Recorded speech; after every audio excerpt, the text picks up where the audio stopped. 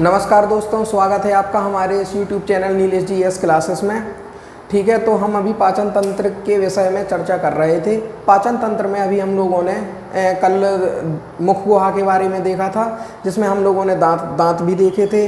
अच्छा, दांत का अगर मैं आपको रिवाइज करवाऊं तो दांत में क्या है कि कितने प्रकार के, अपने 4 प्रकार के दांत पाए जाते हैं: कृंतक, रदनक, चवर्णक और अग्रचवर्णक। जो कृंतक दांतों का कार्य होता है वो हमारे काटने का होता है, फिर रदनक का कार्य होता है फाड़ने का, और अग्रचवर्णक और चवर्णक का कार्य होता है पीसने का। ठीक है, दांत में हमने आपको जो ऊपर की परत बताई थी, यह शरीर की सबसे मजबूत पदार्थ होता है जिसे कहते हैं एनेमल। और वहीं हमने जबड़े की अगर बात की थी तो सबसे मजबूत जो हड्डी होती है वो हमारी कहलाती है क्या? तो वो कहलाती है मैंडिबल। ठीक है, उसके बाद हम लोगों ने लार ग्रंथियों के बारे में भी देखा था, लार के विषय में भी चर्चा की थी। तो उसके बाद यदि आज हम अपने टॉपिक को लेके चलें तो वो आज का टॉपिक है हमारी जीभ का, जीभ या टंग।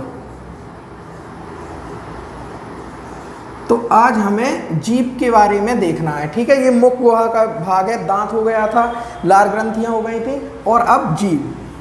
तो यदि हम जीभ की सबसे पहले संरचना की बात करें तो इसकी संरचना कुछ हमको इस प्रकार से देखने को मिलती है।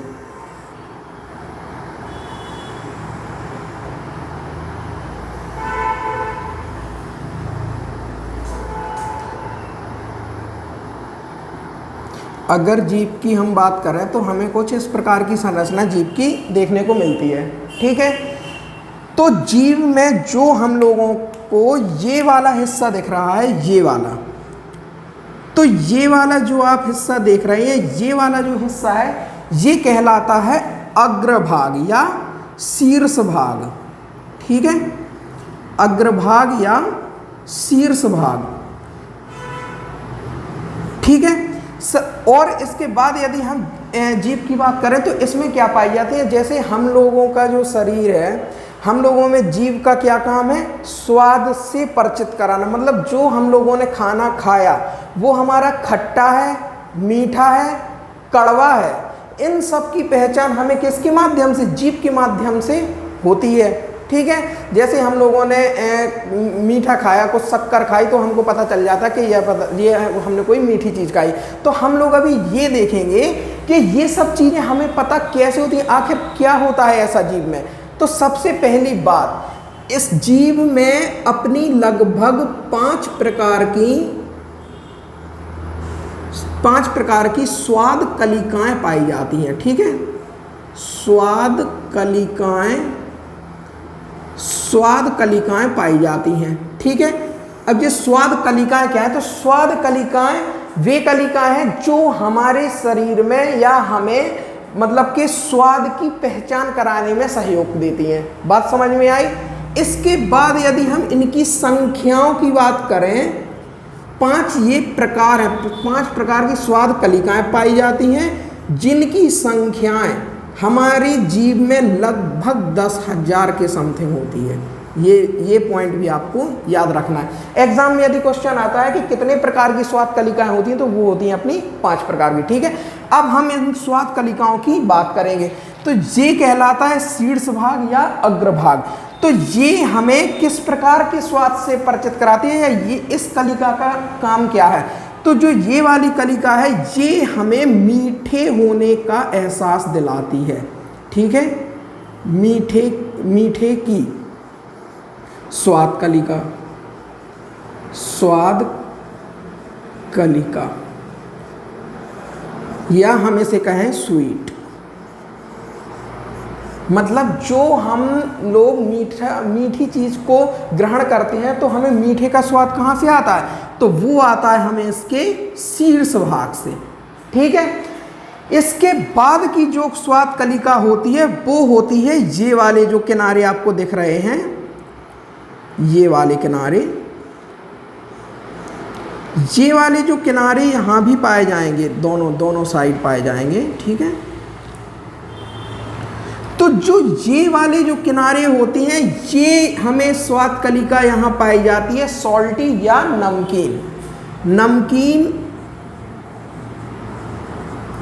नमकीन स्वाद कलिका, या इसे हम बोलें तो स्वीट। सॉल्टी, सॉल्टी, ठीक है। मतलब जो यदि हम लोगों ने किसी नमकीन प्रकार की चीज खाई है तो उस स्वाद का एहसास हमको इस कलिका के माध्यम से पता चलता है, ठीक है। अब यदि बात जे वाला जो हमारा है, ये कहलाते हैं शीर्ष किनारे। याद रखना है इस बात को, शीर्ष किनारे। एग्जाम में क्वेश्चन सीधा पूछ लिया जाता है कि शीर्ष किनारे की स्वाद कलिका से हमें किस प्रकार का स्वाद मिलता है, तो वो आंसर है आपका नमकीन या सॉल्टी, ठीक है। इसके बाद यदि हम बात करें तो फिर आते हैं इसमें ये वाले मध्य किनारे। अगर ये मध्य किनारे की अगर हम बात करें तो दोनों साइड पाए जाएंगे, ठीक है। तो जो ये वाले मध्य किनारे होते हैं, मध्य किनारे, मध्य किनारे, तो मध्य किनारे में जो हम बात करते हैं तो इसमें हमको खट्टेपन की अनुभूति पता चलती है। जो हमने जैसे आंवला को ग्रहण किया, आंवला खाया, अपन को बहुत खट्टा लगा, क्यों लगा? वो इस स्वाद कलिका के कारण। मध्य किनारे में ये खट्टी स्वाद कलिकाएं पाई जाती हैं, तो खट्टे का पता चलता है, या सौर, SAUR, ठीक है। तो खट्टे का एहसास हमको मध्य किनारे से पता चलता है। इसके बाद जो हमारा ये वाला भाग आता है, ये वाला कहलाता है भाग अपना आधारीय भाग। आधारीय भाग कौन सा भाग कहलाता है? तो ये अपना कहलाता है आधारीय भाग, ठीक है। बात समझ में आई? अब जो ये आधारीय भाग है तो ये हमको किस स्वाद का एहसास दिलाता है? तो ये हमको स्वाद का एहसास दिलाता है कड़वेपन का। अब आप लोग कहेंगे कि ये खट्टा और कड़वे में फ़र्क क्या है?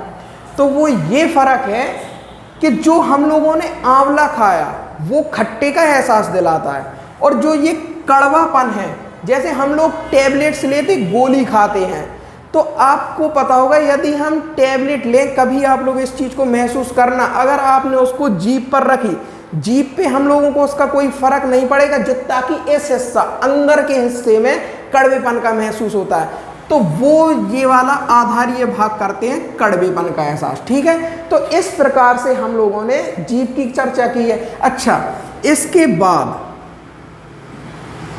एक चीज और आपको बताना थी, ये अपना मध्य भाग हो गया, जो बीच में आप लोगों को लाइन दिखती है जीभ में, ये अपना मध्य भाग हो गया। अच्छा, इसके बाद इसमें एक संरचना पाई जाती है इस प्रकार से, ठीक है। ये जो संरचना है ये कहलाती है उमामी। उमामी क्या कहलाती है? ये वाली जो संरचना है, ये संरचना अपनी कहलाती है, ये दोनों साइड, ये कहलाती है उमामी। उमामी। अब आप लोग कहेंगे इसका क्या कार्य है? तो जिस प्रकार से जो नॉनवेज यूज करते हैं, नॉनवेज के लिए ये स्वाद कलिकाएं काम करती हैं, ठीक है। इनमें अब जो अपना जो ठीक है, इसमें उमामी में हम लोगों ने ये देखा कि इसमें इस प्रकार की स्वाद कलिकाएं होती हैं, ठीक है। ये भी अपना उमामी। अब एक चीज आप लोग मुझे आंसर दीजिए, हम लोग घरों में मिर्ची का सेवन कर लेते हैं या मिर्च खा लेते हैं, मिर्च में कौन सा स्वाद होता है, बता सकते हैं आप? तो एक चीज आप याद रखना कि मिर्च में कोई भी स्वाद नहीं होता है, और उसके लिए हमारे शरीर में कोई भी स्वाद कलिका, या हमारी जीभ में यूं कहें कि कोई भी स्वाद कलिका नहीं पाई जाती है। जो मिर्च का हमें तीखापन लगता है, तो आप याद रखिए क्यों लगता है, तो जो हमारी ये वाली आपको संरचना दिख रही है, ये वाली, तो यहाँ पे कुछ ऊतक पाए जाते हैं। वो ऊतक कैसे होते हैं कि जब यदि हम मिर्च का सेवन करें तो वो ऊतकों को उस जगह पर हम लोगों को दर्द की अनुभूति होने लगती है, और जब हम लोगों को दर्द की अनुभूति हो तो उस कारण से यहाँ के ऊतक परेशान होते हैं, सीधी सी बात है। वो परेशान करते हैं तो परेशानी किसको होती है? हमें परेशानी होती है, सीधी बात है। तो याद रखना कि एक पॉइंट है कि जो मिर्ची के तीखेपन, मिर्ची का जो तीखापन होता है जीभ में इसके लिए कोई भी स्वाद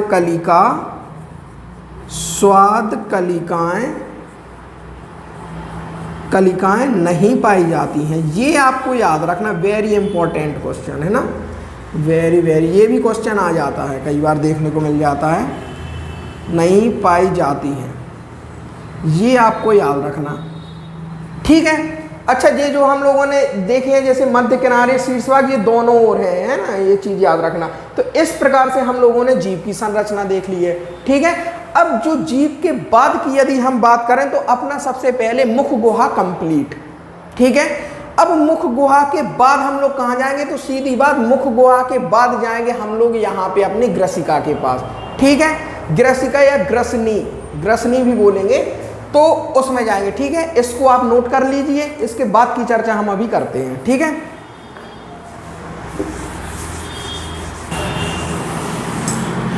ठीक है, तो हम लोगों ने जीभ की बात कर ली। अब आप लोग थोड़ा ये समझिए कि हम लोगों ने अभी तक क्या क्या पढ़ा और क्या पढ़ रहे थे। हम लोग क्या पढ़ रहे थे? अभी मुख गुहा के बारे में चर्चा कर रहे थे। मुख गुहा में हम लोगों ने क्या क्या पढ़ा? तीनों चीजें देख ली हैं, ठीक है। तीनों चीजें कौन कौन से? दांत के बाद हम लोगों ने देखी लार ग्रंथियों के बाद हमने क्या देखा? तो वो देखी अभी हम लोगों ने जीभ का डिस्कशन किया, ठीक है। तो ये चीजें हम लोगों ने क्या की? पढ़ ली हैं। अब थोड़ा आप डायग्राम में थोड़ी इसको समझें, ठीक है। सबसे पहले ये हमारा क्या है? मुख गुहा में हमने क्या क्या पढ़ा? यहाँ पे जो दांत पाए जाते हैं, यहाँ हमने दांत पढ़ लिया, लार ग्रंथि और जो जीभ है, जीभ की भी हमने संरचना देख ली है। अब इसके बाद हमें जो टॉपिक पढ़ना है वो है हमारा ये वाला जो हमारा टॉपिक है, ये कहलाती है हमारी ग्रसनी, ठीक है। ये कहलाती है हमारी ग्रसनी या फेरेक्स, ठीक है। यदि हम ग्रसनी की बात करें तो ग्रसनी क्या है? तो सुनिए अब आप लोग। सबसे पहले हमने क्या किया? खाने को ग्रहण किया। खाने को जो पीसने का, चबाने का और काटने का काम किसने किया? वो किया हमारे दांतों ने, ठीक है। पहले के टॉपिक में हम लोग डिस्कस कर चुके हैं, ठीक है। अगर आज हमारे यहाँ पे चैनल पे कोई नया वीडियो देख रहा है तो वो हमारे पहले के लिंक आपको डिस्क्रिप्शन में मिल जाएगी, पहले के चैप्टरों को अवश्य देखें, ठीक है। उसके बाद जो दांत की चर्चा की है, दांत के बाद हम लोगों ने देखा है कि जीभ को, ठीक है। अच्छा, लार में भी ग्रंथियों के बारे में देखा, किस प्रकार से भोजन चिकना होता है और उसके जो अम्लीयता और पीएच मान को नियंत्रित करने वाले ये सभी एंजाइम को भी हम लोगों ने बहुत अच्छी तरीके से देखा था कल के लेक्चर में। अब अपने मुख की जो क्रिया है, मुख की क्रिया में हमारे भोजन का कार्य हो गया। फिर क्या हुआ? उसके बाद हमने निगला, ठीक है। यहाँ पर एक संरचना भी हमने आपको बताई थी, वो ठीक है, उसकी चर्चा बाद में करेंगे, एपिग्लोटिस की। तो ये मुख का कार्य हो गया, अब उसको हम लोगों ने अंदर किया। तो जो हमारी वाली जो ये वाली संरचना ये आपको दिख रही है, ये कहलाती है ग्रसनी। तो इसके यदि हम कार्य की बात करें तो सबसे पहला मुख्य कार्य जो ग्रसनी होती है, यहाँ पे क्या हुआ? केवल और केवल भोजन और वायु का समान मार्ग क्या है? तो वो है हमारी फेरेक्स या ग्रसनी। मतलब यहां से जो हम लोगों ने भोजन को ग्रहण किया या हमने ऑक्सीजन लिया, सांस अंदर ली, तो जो ये वाला जो मार्ग है भोजन का और ऑक्सीजन का या हवा का, तो ये दोनों समान मार्ग हैं। क्वेश्चन आएगा यदि एग्जाम में कि भोजन का मार्ग कौन सा है, तो ग्रसनी। वायु का मार्ग कौन सा है, मतलब वायु हमारे शरीर में अंदर कहाँ से प्रवेश करती है, तो नाक के बाद ग्रसनी। यदि इन दोनों का कॉम्बिनेशन भी आ जाए कि भोजन और वायु का कहाँ से मतलब कि अंदर ग्रहण करते, तो भी ग्रसनी। तो ग्रसनी में आपको इतनी चीज़ें याद रखनी है केवल, ठीक है। तो इतना हो गया, इसको मैं रफ किए दे रहा हूँ। ग्रसनी के बाद हमने आपको बताया था कि यह संख्या दो भागों में, ये अपने भाग दो भागों में डिवाइड हो जाते हैं, ठीक है। तो जो हमारा ये वाला भाग है, कौन सा वाला भाग, ये वाला भाग, जो ये वाला भाग है, ठीक है, और ये वाला भाग है, ये क्या है, तो यहाँ से हम लोगों ने वायु ग्रहण की। तो वायु यहाँ पे एक संरचना से हमने आपको अवगत कराया था, ये कहलाता है एपिग्लोटिस, जिस या कंठ, एपिग्लोटिस है ना, जो जिसे हम अपना कंठ कहते हैं, ठीक है।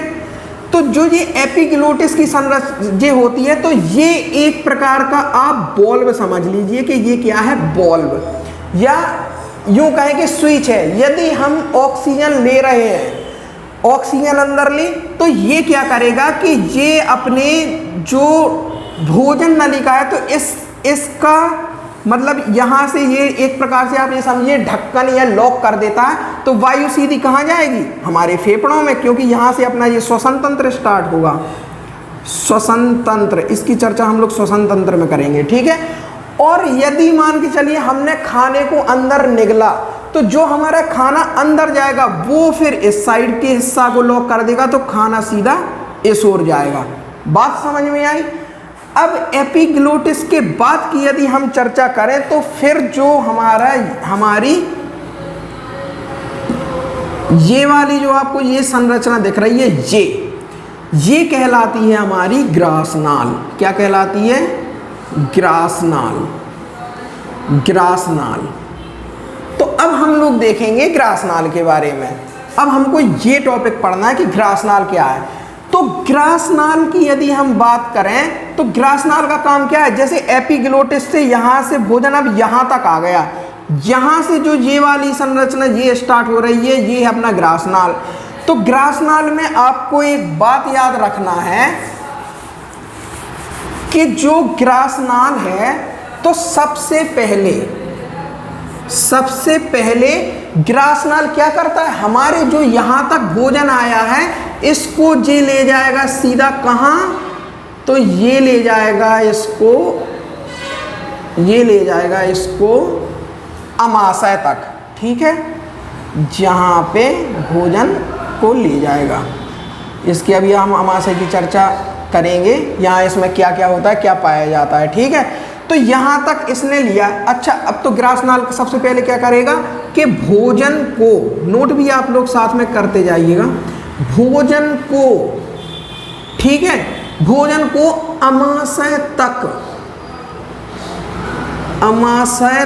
तक ले जाने का कार्य करता है। अमाशय तक भोजन कौन ले जाता है, तो वो ले जाता है हमारा ग्रासनाल की।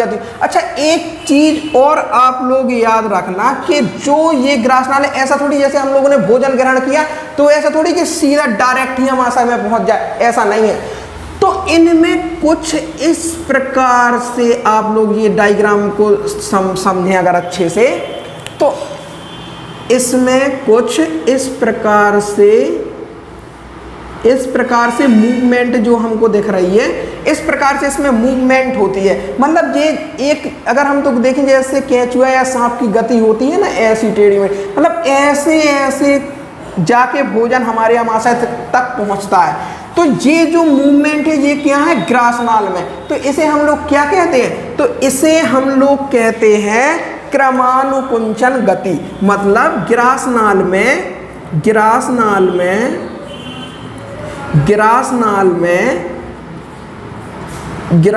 में क्रमानुकुंचन क्रमानुकुंचन, क्रमानुकुंचन गति पाई जाती है। ठीक है, पाई जाती है। कौन सी गति पाई जाती है?